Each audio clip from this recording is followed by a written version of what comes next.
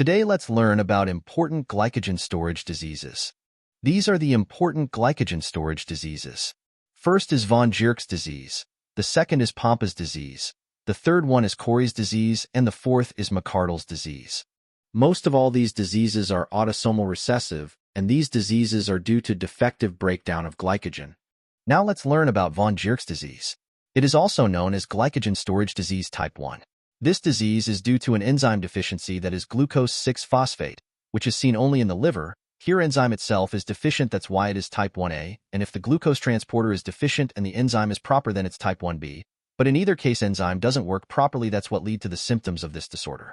It usually presents in infancy between 2 to 6 months of age. Since this enzyme is deficient, liver can't release glucose during fasting, so we can see hypoglycemia between meals, and they are lethargic with hypoglycemic seizures. We can see lactic acidosis due to defect in Cory's cycle. Their liver will be enlarged due to excessive glycogen, and this can lead to liver failure. An important thing to remember here is there will be no muscle involvement because glucose 6-phosphate is not present in muscle.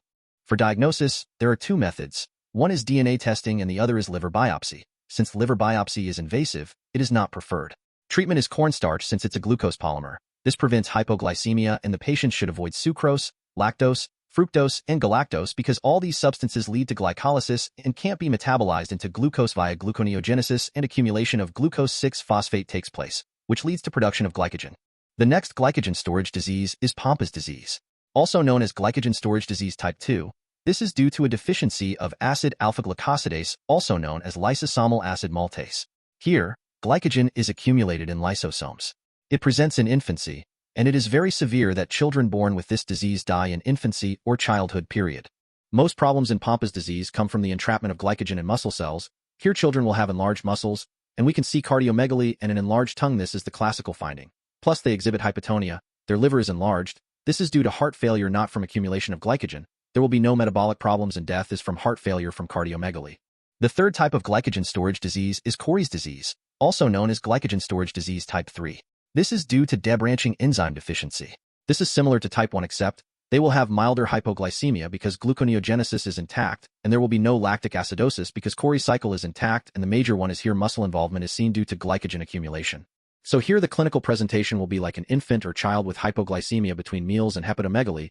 This looks like type 1, but here they will have mild hypoglycemia, and the main distinction will be muscles. It will be hypotonic or weak. The final glycogen storage disease is McArdle's disease, also known as glycogen storage disease type 5.